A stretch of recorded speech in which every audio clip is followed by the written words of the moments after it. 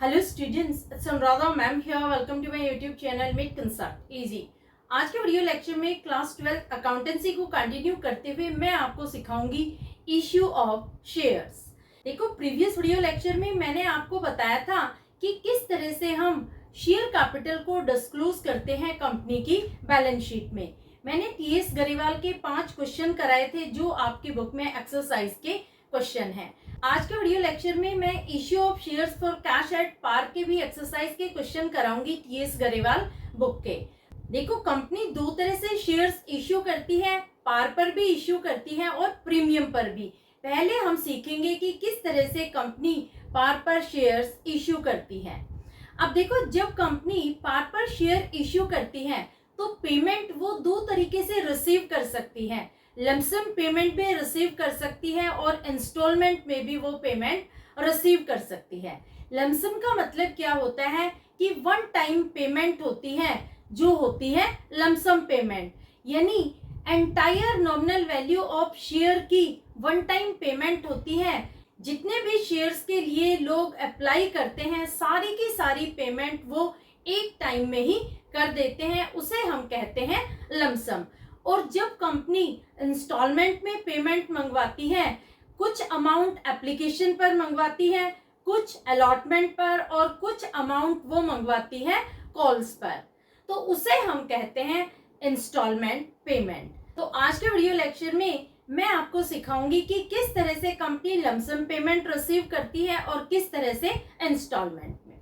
Clear? तो सबसे पहले मैं ले रही हूँ question number 6। Brand Marketing Limited issued 2,50,000 equity shares of ₹10 each to public at par for subscription। देखो, कंपनी का नाम है ग्रैंड लिमिटेड। इस कंपनी ने 2,50,000 इक्विटी शेयर्स इश्यू किए हैं पब्लिक को पार पर। पार का मतलब क्या हुआ कि 10 रुपए शेयर की वैल्यू है और 10 रुपए में ही कंपनी ने शेयर पब्लिक को इश्यू किए हैं। Amount being payable as application money, यहाँ पर सारी की सारी अमाउंट एप्लीकेशन मनी पर ही कंपनी रिसीव कर लेगी। पास necessary journal entries in the books of the company. आपको जर्नल एंट्रीज पास करनी है कंपनी की बुक्स में। देखो, कंपनी ने 2,50,000 इक्विटी शेयर्स इश्यू किए हैं पब्लिक को और एक शेयर की वैल्यू है ₹10, यानी कंपनी को कितनी अमाउंट एप्लीकेशन पर मिली है। एप्लीकेशन पर अमाउंट मिली है 2,50,000 को 10 से मल्टीप्लाई कर देंगे तो अमाउंट होगी ₹25 लाख। तो फर्स्ट एंट्री क्या होगी?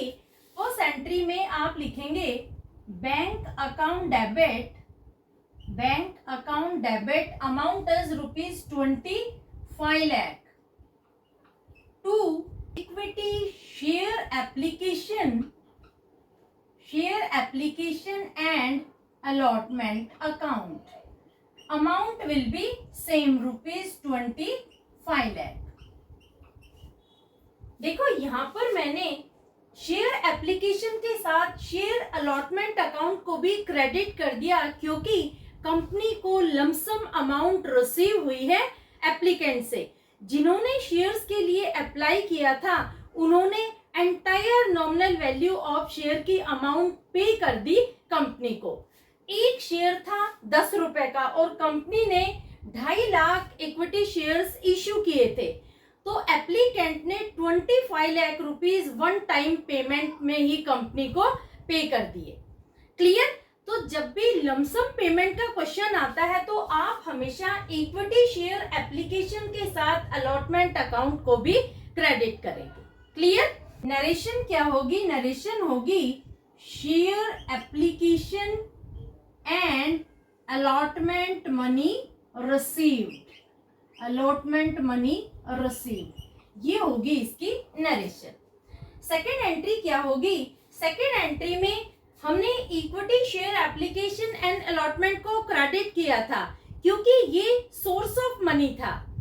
एप्लीकेशन और अलॉटमेंट के थ्रू कंपनी को लमसम पेमेंट मिली थी, तो अब हम एप्लीकेशन और अलॉटमेंट अकाउंट को कर देंगे डेबिट और शेयर कैपिटल को कर देंगे क्रेडिट, क्योंकि entire nominal value of share अब हम ट्रांसफर कर देंगे शेयर कैपिटल अकाउंट में। तो एंट्री क्या होगी? एंट्री होगी equity share application and allotment account debit, amount will be same ₹25 lakh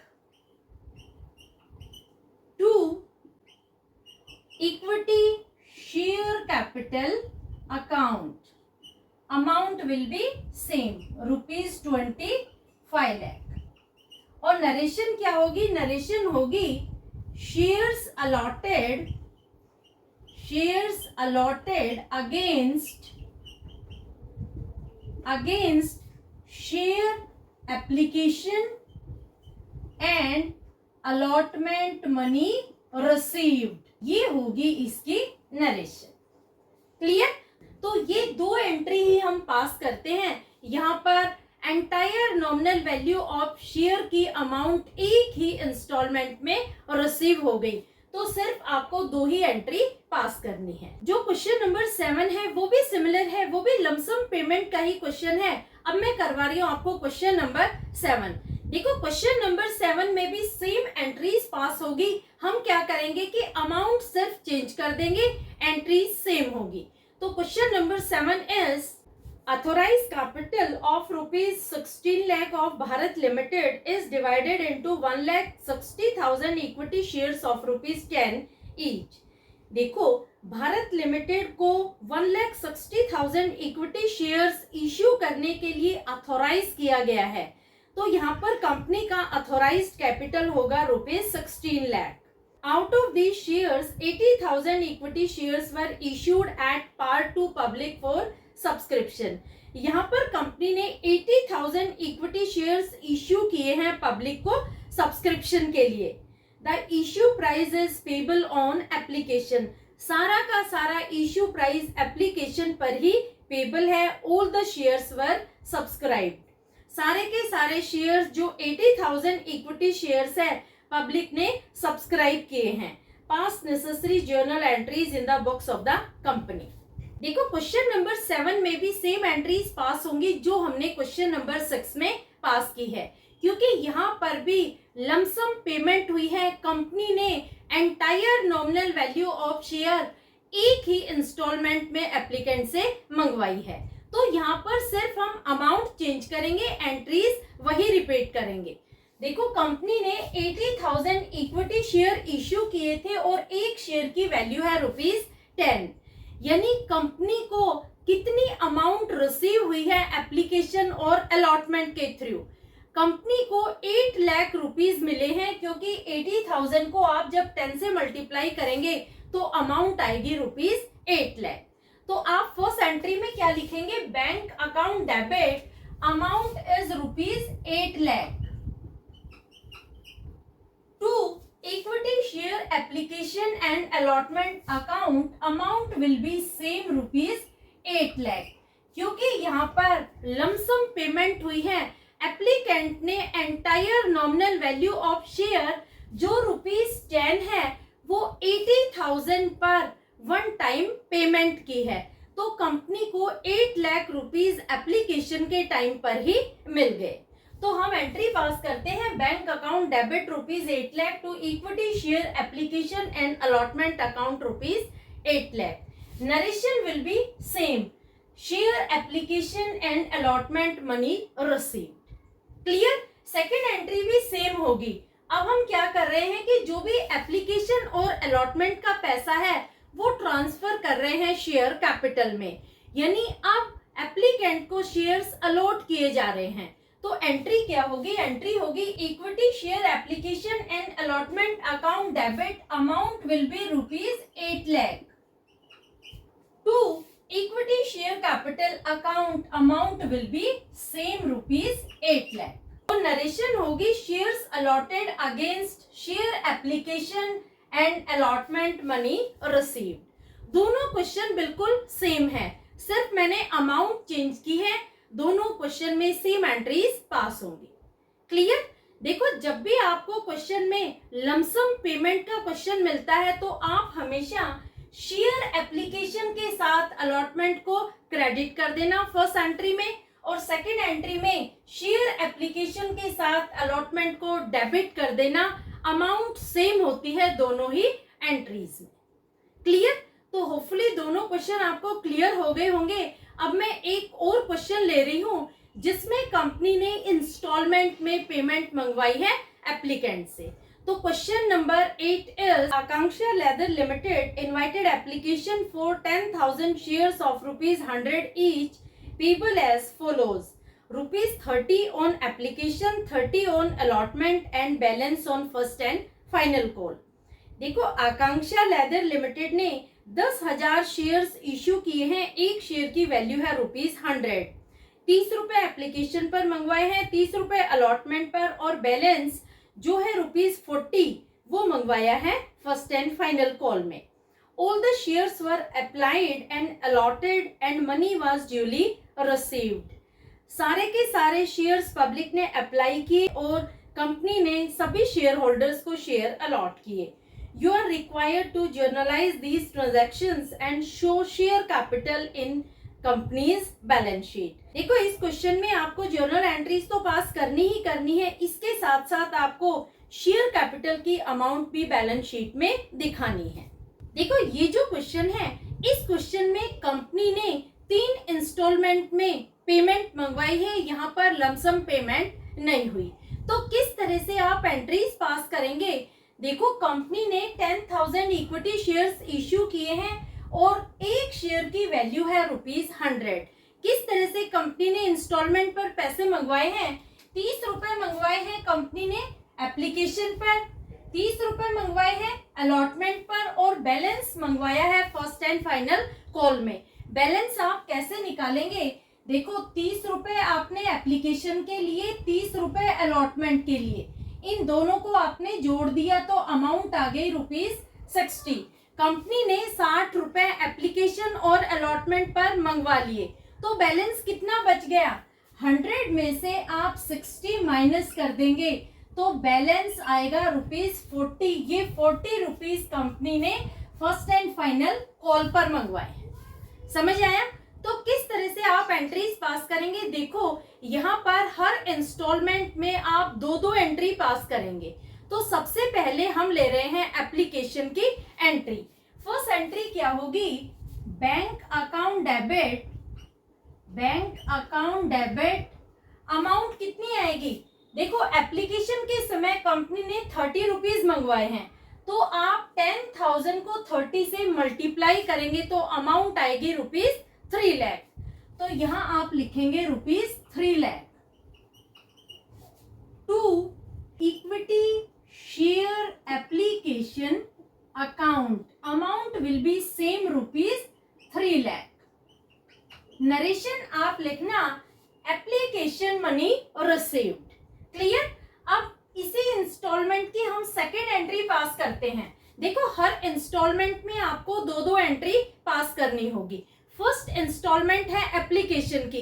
application की मैंने फर्स्ट एंट्री पास कर दी। जब कंपनी को अमाउंट रिसीव हुई है तो आप लिखेंगे bank account debit to equity share application account. Second entry में आप क्या करेंगे कि इक्विटी शेयर एप्लीकेशन को आप डेबिट कर देंगे। आप लिखेंगे equity share application account debit, amount will be same ₹3 lakh. To share capital account, share capital account, amount will be same ₹3 lakh. Narration क्या होगी? नरेशन होगी application money transfer to share capital account. Clear? देखो, हर instalment के लिए हमें 2-2 entry पास करनी है। फर्स्ट इंस्टॉलमेंट जो शेयर एप्लीकेशन की है ₹30, उसकी 2 एंट्री हमने पास कर दी। अब हम बात करते हैं शेयर अलॉटमेंट की। अलॉटमेंट पर भी कंपनी ने ₹30 मंगवाए हैं। देखो, अलॉटमेंट में पहले हम अलॉटमेंट ड्यू की एंट्री पास करेंगे और बाद में अलॉटमेंट मनी रिसीव्ड की। तो अलॉटमेंट के लिए भी आपको 2 एंट्री पास करनी है। थर्ड एंट्री क्या होगी? थर्ड एंट्री लिखेंगे share allotment account debit, allotment account debit, amount कितनी लिखेंगे? देखो अमाउंट सेम होगी, 30 रुपीज कंपनी ने अलॉटमेंट पर मंगवाए हैं और शेयर है 10,000, तो आप 10,000 को 30 से मल्टीप्लाई करेंगे तो अमाउंट आएगी ₹3 लाख। तो आप यहां लिखेंगे ₹3 लाख।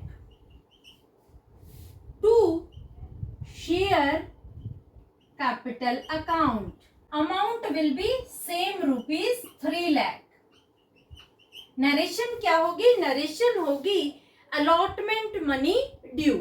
देखो कंपनी ने शेयर होल्डर्स को इन्फॉर्म कर दिया है कि आपकी अलॉटमेंट मनी ड्यू है ₹3 लाख, जिसकी आपको पेमेंट करनी है। आप शेयर होल्डर्स पेमेंट करते हैं अलॉटमेंट मनी की, तो एंट्री क्या होगी? एंट्री होगी bank account debit, bank account debit, amount will be same ₹3 lakh to share allotment account. ये जो ₹3 लाख है ये अलॉटमेंट के थ्रू मिल रहे हैं, तो आप क्रेडिट करेंगे अलॉटमेंट को, अमाउंट होगी सेम ₹3 लाख। नरेशन क्या होगी? नरेशन होगी अलॉटमेंट मनी रिसीव्ड। क्लियर? अब देखो दो हमने एंट्री पास की है अलॉटमेंट के लिए, दो एंट्री हमने पास की है एप्लीकेशन के लिए। यहाँ अलॉटमेंट के 30 रुपीज की एंट्री भी हमने पास कर दी। अब बची है फर्स्ट एंड फाइनल कॉल, जो कंपनी ने 40 रुपीज मंगवाई है। अब देखो कितनी अमाउंट ड्यू है कॉल मनी की। कंपनी ने 10,000 इक्विटी शेयर्स इश्यू किए थे और 40 रुपए कॉल पर मंगवाए हैं, तो 10,000 को आप 40 से जब मल्टीप्लाई करेंगे तो अमाउंट आएगी ₹4 लाख। तो कॉल मनी कितनी ड्यू है? ₹4 लाख। तो पहले हम ड्यू की एंट्री पास करेंगे और बाद में अमाउंट रिसीव्ड की। तो पहले कॉल ड्यू की एंट्री पास होगी, share first and final call account debit, amount will be ₹4 lakh, क्योंकि 40 रुपए call money first and final call पर ड्यू है, तो यहां हम लिखेंगे 4 lakh. To share capital account, amount will be same ₹4 lakh. Narration आप लिखेंगे first and final call money due. यहाँ पर कंपनी शेयर होल्डर्स को इन्फॉर्म कर रही है कि आपकी फर्स्ट एंड फाइनल कॉल जो ₹4 लाख की है वो ड्यू है, आप उसकी पेमेंट करिए। आप शेयर होल्डर्स जब पेमेंट करते हैं कॉल मनी की, तो एंट्री क्या होगी? एंट्री होगी bank account debit, bank account debit, amount will be same ₹4 lakh to share first and final call account, amount will be same ₹4 lakh. Clear? और नरेशन क्या होगी? नरेशन होगी first and final call money received. तो यहाँ पर जो 40 रुपए कॉल के थे उसके लिए भी हमने दो एंट्री यहाँ पास कर दी है। देखो जब भी आप एंट्री पास करेंगे तो हर इंस्टॉलमेंट में आपको दो एंट्री पास करनी है। पहले आप एप्लीकेशन में 2 एंट्री पास करेंगे, फिर आप अलॉटमेंट में 2 एंट्री पास करेंगे और बाद में आप कॉल्स के लिए भी 2 एंट्री पास करेंगे। अब देखो एक और इम्पोर्टेंट चीज बता रही हूँ, तीनों ही इंस्टॉलमेंट को जब आप एनालाइज करते हैं, तीनों इंस्टॉलमेंट की दो एंट्री को जब आप कंबाइन करते हैं, तो हर इंस्टॉलमेंट में आपको एक सिंगल एंट्री मिलती है। एंट्री क्या मिलती है? Bank account debit to share capital account. देखो कैसे, फर्स्ट इंस्टॉलमेंट देखते हैं। फर्स्ट इंस्टॉलमेंट में हमने इक्विटी शेयर एप्लीकेशन को किया है क्रेडिट और सेकेंड एंट्री में इक्विटी शेयर एप्लीकेशन को किया है डेबिट, तो ये दोनों इफेक्ट हो जाते हैं नलीफाई। तो एंट्री कौन सी बची? एंट्री बची bank account debit to share capital account. ये फर्स्ट एंट्री आपको समझ में आ गई। फर्स्ट एंट्री जब हमने कंबाइन की है तो ये दोनों इफेक्ट तो हो गए नलीफाई और एंट्री बचती है bank account debit to share capital account. अब देखो सेकेंड इंस्टॉलमेंट देखते हैं। अलॉटमेंट की एंट्री देख रहे हैं, हमने फर्स्ट एंट्री में शेयर अलॉटमेंट को किया है डेबिट और सेकंड एंट्री में शेयर अलॉटमेंट को किया है क्रेडिट। तो ये डेबिट है, ये क्रेडिट है, ये इफेक्ट हो गया नलीफाई। एंट्री क्या बची? एंट्री बची bank account debit to share capital account. Clear? इसी तरह से थर्ड इंस्टॉलमेंट देखते हैं। देखो यहाँ हमने फर्स्ट एंड फाइनल कॉल को किया है डेबिट और सेकेंड एंट्री में फर्स्ट एंड फाइनल कॉल को किया है क्रेडिट। तो यहाँ डेबिट, यहाँ क्रेडिट, ये इफेक्ट हो गया नलीफाई। एंट्री कौन सी बची? एंट्री बची bank account debit to share capital account. जब हम हर इंस्टॉलमेंट की दो दो एंट्री को कंबाइन करते हैं तो हमें एक सिंगल एंट्री मिलती है। तीनों ही इंस्टॉलमेंट में सेम एंट्री मिलती है, bank account debit to share capital account. अब देखो ये जो एंट्रीज मैंने आपको कंबाइन करके बताई हैं, ये आपको एग्जाम में करना नहीं है, ऐसे आपको नलीफाई इफेक्ट करके दिखाना नहीं है। मैंने सिर्फ आपको एक अंडरस्टैंडिंग पर्पस के लिए बताया है कि चाहे हम किसी भी इंस्टॉलमेंट पर एंट्री पास करते हैं, एंट्री सिर्फ एक ही आती है, bank account debit to share capital account. Clear? अब देखो इस क्वेश्चन का जो सेकंड पार्ट है उसमें disclosure of share capital in companies balance sheet show करना है। ये आप खुद शो करेंगे क्योंकि मैं आपको ऑलरेडी एक्सप्लेन कर चुकी हूँ 5 क्वेश्चन में कि किस तरह से आप शेयर कैपिटल को डिस्क्लोज करेंगे कंपनी की बैलेंस शीट में। जो टीएस गरेवाल बुक के एक्सरसाइज के 5 क्वेश्चन हैं, वो पांचों क्वेश्चन मैं आपको एक्सप्लेन करके बता चुकी हूँ कि कैसे आपको शेयर कैपिटल को दिखाना है कंपनी की बैलेंस शीट में। देखो एक आइडिया मैं आपको दे देती हूँ, आपको खुद दिखाना है शेयर कैपिटल कंपनी की बैलेंस शीट में। कैसे आप दिखाएंगे? सबसे पहले आप बैलेंस शीट का एक्सट्रैक्ट बनाएंगे। सबसे टॉप पर आप लिखेंगे कंपनी का नाम, ठीक है। उसके नीचे आप लिखेंगे कैपिटल लेटर्स में बैलेंस शीट एक्सट्रैक्ट, ये लिखेंगे कैपिटल लेटर्स में, एज एट लिखेंगे स्मॉल लेटर्स में। इसके बाद आप 3 कॉलम बनाएंगे, एक बनाएंगे पर्टिकुलर्स, दूसरा नोट नंबर, तीसरा रुपीस का कॉलम। जो पर्टिकुलर्स का कॉलम है उसमें आप लिखेंगे इक्विटी एंड लायबिलिटीज, ये कैपिटल लेटर्स में लिखेंगे। इसके नीचे आप लिखेंगे शेयर होल्डर्स फंड और इसके नीचे आप लिखेंगे शेयर कैपिटल। नोट नंबर और रुपीस ये दोनों कॉलम आप छोड़ देंगे ब्लैंक। अब आप बनाएंगे notes to account. Notes to account में आप नंबर 1 डालेंगे शेयर कैपिटल। शेयर कैपिटल के नीचे आप सबसे पहले दिखाएंगे अथॉराइज्ड कैपिटल। जितने भी कंपनी ने शेयर्स अथॉराइज किए हैं इश्यू करने के लिए, वो आप शेयर लिखेंगे और एक शेयर की वैल्यू लिखेंगे। मल्टीप्लाई करके आप अथॉराइज कैपिटल को क्लोज कर देंगे। इसके नीचे आप लिखेंगे इश्यूड कैपिटल। जितने शेयर्स कंपनी ने इश्यू किए हैं वो शेयर लिखेंगे, एक शेयर की वैल्यू लिखेंगे, मल्टीप्लाई करके आप इश्यूड अमाउंट को भी क्लोज कर देंगे। इसके बाद आप लिखेंगे सब्सक्राइब्ड कैपिटल। यहाँ पर देखो कंपनी ने 10,000 शेयर्स इश्यू किए हैं और सारे के सारे शेयर्स एप्लीकेंट ने सब्सक्राइब किए हैं, सारे शेयर्स के लिए अप्लाई किया गया है। तो यहाँ पर कंपनी का subscribed capital fully paid up है।